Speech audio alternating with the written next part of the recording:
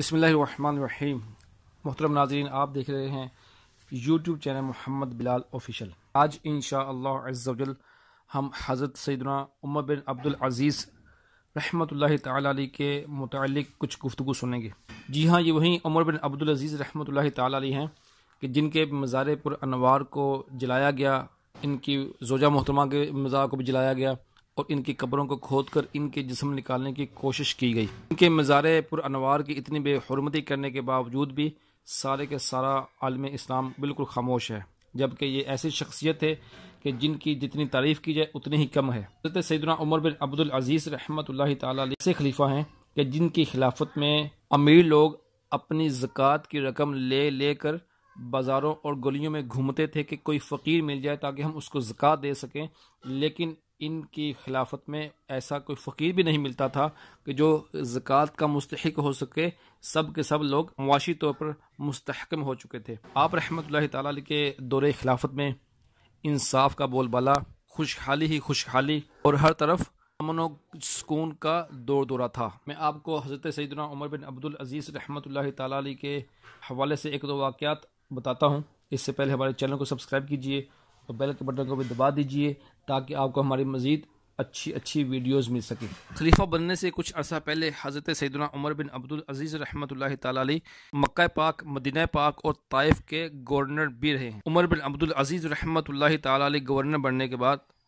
مدینہ پاک پہنچے تو وہاں کے اکابر اور فقہاء کرام کو مشورے کے لیے جمع کیا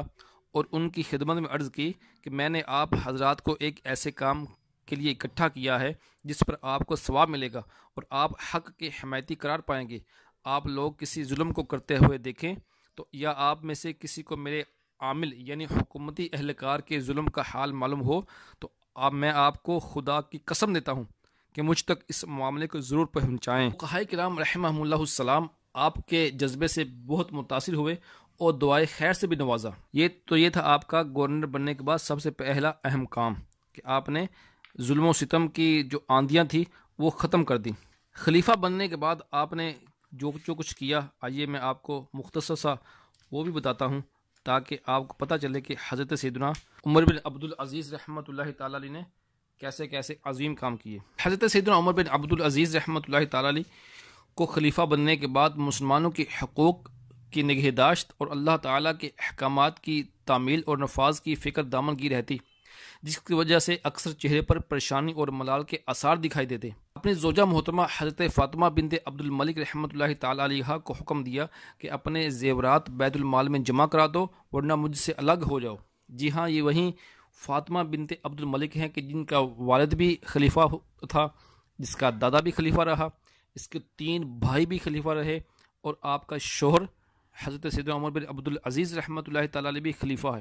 ایسی خاتون اور ایسی عورت کہ کتنے ناز و نخرے ہوں گے، اس کے باوجود بھی اس خاتون نے حضرت سیدنا عمر بن عبدالعزیز رحمۃ اللہ تعالی علیہ کی صحبت پانے کی خاطر سادگی اختیار کر لی۔ وفا شعار نیک بیوی نے آپ کے ہر حکم کی تعمیل کی، گھر کے کام کاج کے لیے کوئی ملازمہ نہ رکھی بلکہ تمام کام خود ہی کرتی۔ الغرض حضرت سیدنا عمر بن عبدالعزیز رحمۃ اللہ تعالی علیہ کی تمام تر کوششیں اس کام پر لگی ہوئی تھیں کہ ایک بار پھر عہد صدیقی اور عہد فاروقی کی یاد تازہ کر دیں۔ آپ رحمۃ اللہ تعالی علیہ نے اہل بیت اطہار کے ساتھ ہونے والی زیادتیوں کا بھی ازالہ کیا، ان کی ضبط کی ہوئی جائیدادیں انہیں واپس کر دیں، احیاء شریعت کے لیے کام کیا، بیت المال کو خلیفہ کے بجائے عوام کی ملکیت قرار دیا، حکومتی عہدے داروں کے لیے جو اہم پروٹوکول تھا اس کو ختم کیا، غریبوں اور امیروں کے درمیان جو فرق رکھے جاتے ہیں معاشرے میں آپ نے اس کو ختم کر دیا۔ اس کے علاوہ بھی کئی معاشی اور سیاسی نظام میں آپ نے اصلاحات کی۔ اس طرح کے اصلاحی کاموں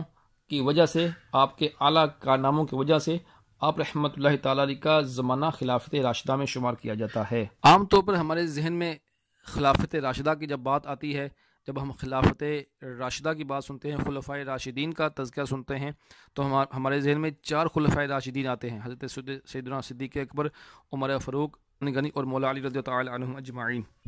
جبکہ امام اہل سنت امام احمد رضا خان رحمۃ اللہ تعالی علیہ سے جب آپ سے سوال کیا گیا